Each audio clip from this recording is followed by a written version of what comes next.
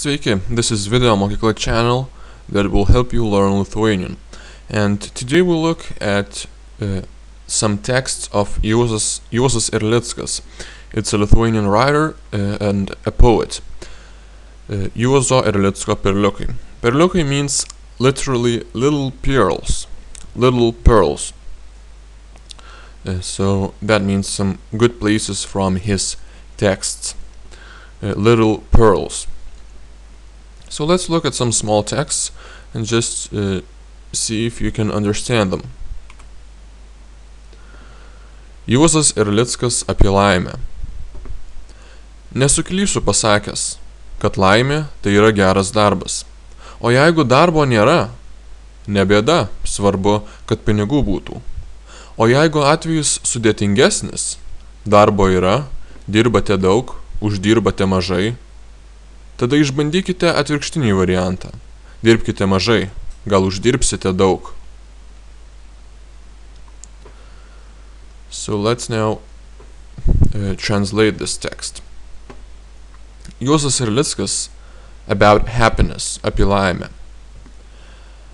I will not be wrong, nesuklysiu, if I said, or having said, pasakęs, that happiness, kad laimė, it is good work, or a good job, tai yra geras darbas.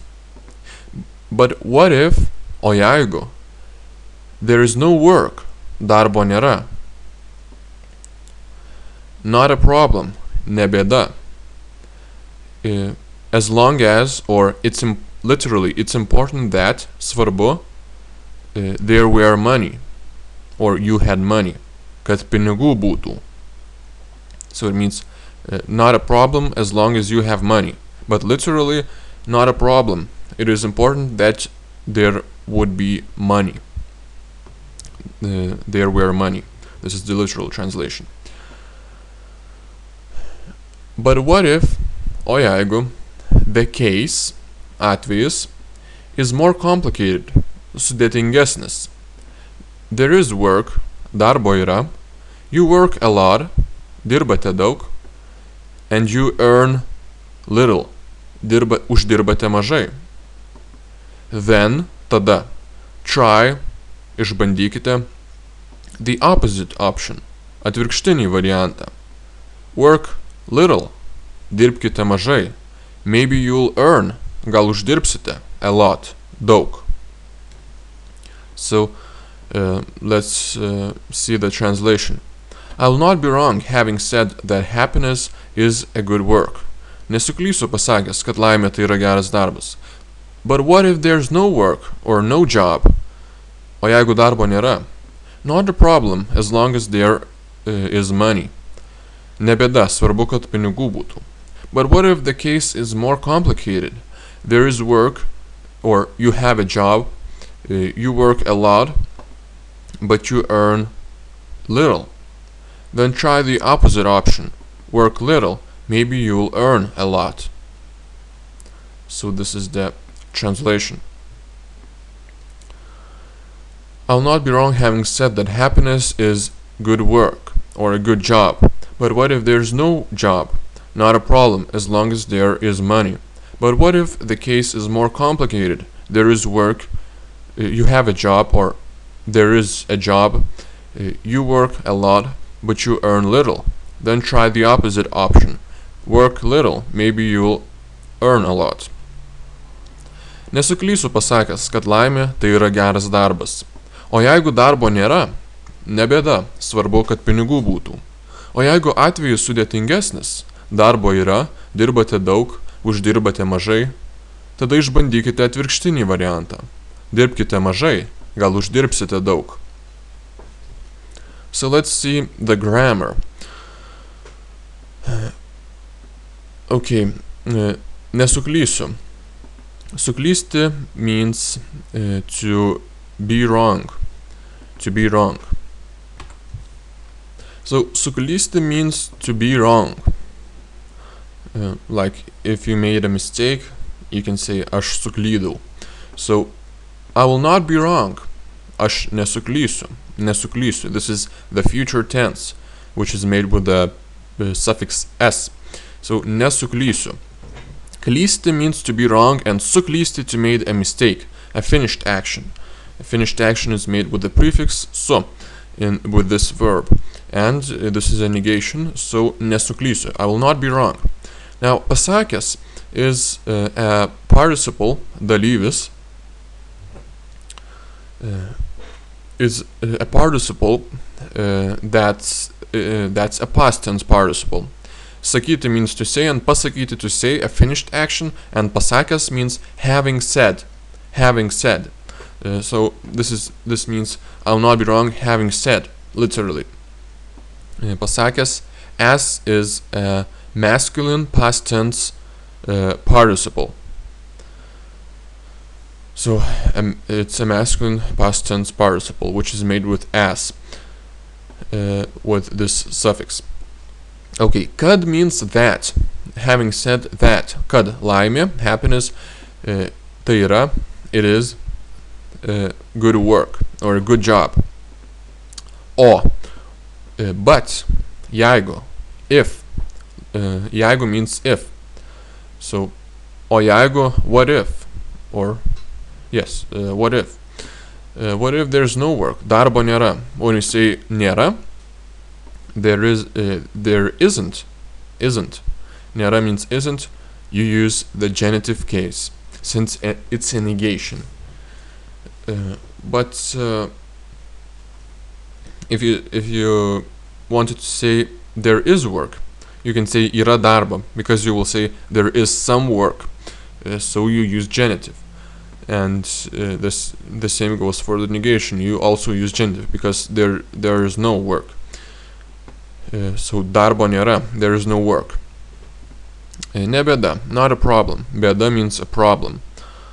Or yes, it's a problem. Svarbu, this is a neuter adjective. This is an adjective of the neuter gender. So svarbus means important, masculine, svarbi, important, feminine, and svarbu, it is important. So it is important is a neuter adjective, svarbu. It's important that, svarbu kad, there were money, pinigų būtų. Būtų is a subjunctive from the noun to be. I'm sorry, for the verb to be. There were, or literally would be. Būtų. This is the subjunctive. And pinigų, of course, is plural genitive, because all plural genitives end in u nosinė. Pinigų būtų. So you see that the verb is after, the subjunctive is after the noun. As long as there's money, pinigų būtų. Svarbu, kad pinigų būtų. Or you can say svarbu, kad būtų pinigų. It doesn't matter, but in this case, the word money is emphasized. So this sentence is not a problem. It is important that money there were, literally. But we can translate svarbu, it is important, as long as. So in this case, this adjective svarbu means as long as. Svarbu.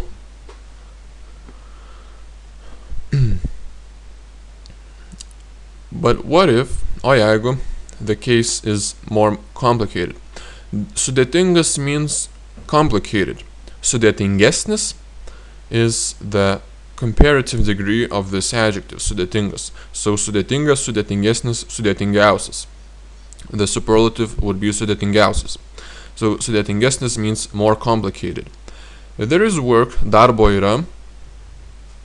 So you see, this is darbo nėra, there is no work, there is work, darbo yra. Or it means you have a job in this text. You work a lot, dirbate daug. Plural, dirbate daug. Present tense plural. Uždirbate. Uždirbti means to earn. So you see that those verbs are pretty easy. Dirbti means to work, and uždirbti to earn. Simple, to learn. Uždirbate. Again, this is the present tense, the normal verb, just like this, except with a prefix. Uždirbate, you earn little. Mažai. Mažai is an adverb. This is an adverb. Mažai. So daug means a lot and mažai means a little. Tada, then, try. Išbandykite. Išbandyti. Bandyti means to try, and išbandyti, to try, a finished action. This is a finished action, perfective. Išbandykite, and k means that this is an imperative.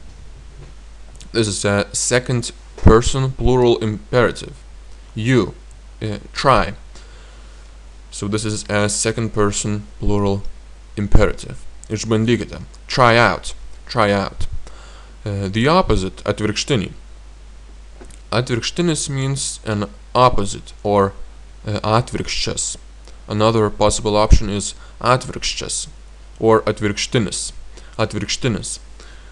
This means the opposite. Atvirkščiai means like oppositely, like in an opposite manner. So atvirkštinis means an opposite. But there is no word that begins with virkšt, virkšt. But probably some time ago there was such word, and then a prefix was added. But perhaps this is a prefix that became a part of a root. So let's see the upcoming words. Variantas means an option, just like variant, something like this. Dirbkite, work. Again, imperative, this is plural, second person, imperative. Dirbkite, dirbkite. Išbandykite, dirbkite. Those are imperatives. Mažai, little. Gal means maybe. Gal. Gal, I remind you that galėti means to be able to. Galėti, gali, galėjo. So gal is the word maybe is probably derived from the word to be able to. Gal. Gal uždirbsite. You will earn. This is the present tense, uždirbate, and uždirbsite. This is the future tense. Because the future tense is made from the infinitive, which is uždirbti. Uždirbti, te is taken off, s is added, and the second person plural ending is added. Uždirbsite, uždirbsite. You will earn a lot, daug. So, I hope that this little text was useful for you. And I'll try to publish some more texts on this channel from the poetry, not from poetry, but from books and from other texts of Juozas Erlickas. So see you in other lessons.